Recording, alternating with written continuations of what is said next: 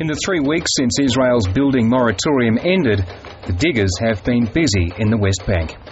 Israel's settlement watchdog, Peace Now, says more than 600 new homes have now begun construction, a rate estimated to be 4 times faster than it was before the building freeze began. In some places it's only levelling the ground that started, and in others it's the very foundations that are now being digged. Israel has been under intense pressure from the United States and Europe to extend its moratorium on building Jewish homes in its West Bank settlements, building most of the world deems to be illegal. Palestinian negotiators say it goes against Israel's promise not to do anything that would jeopardise the current peace negotiations.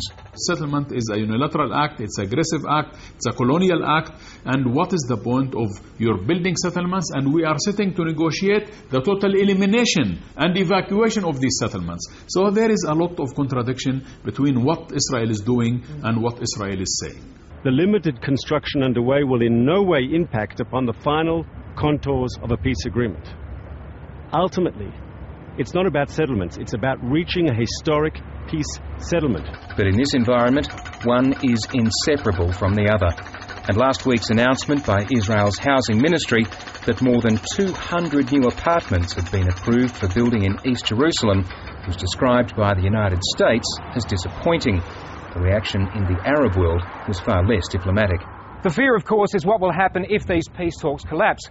But a poll released here yesterday showed that most Palestinians do not support a violent uprising. Instead, they believe they should ask the United Nations to recognise the state of Palestine with or without Israeli agreement. Failing that, they should simply declare the state themselves and see what happens. Ben Knight, ABC News, Jerusalem.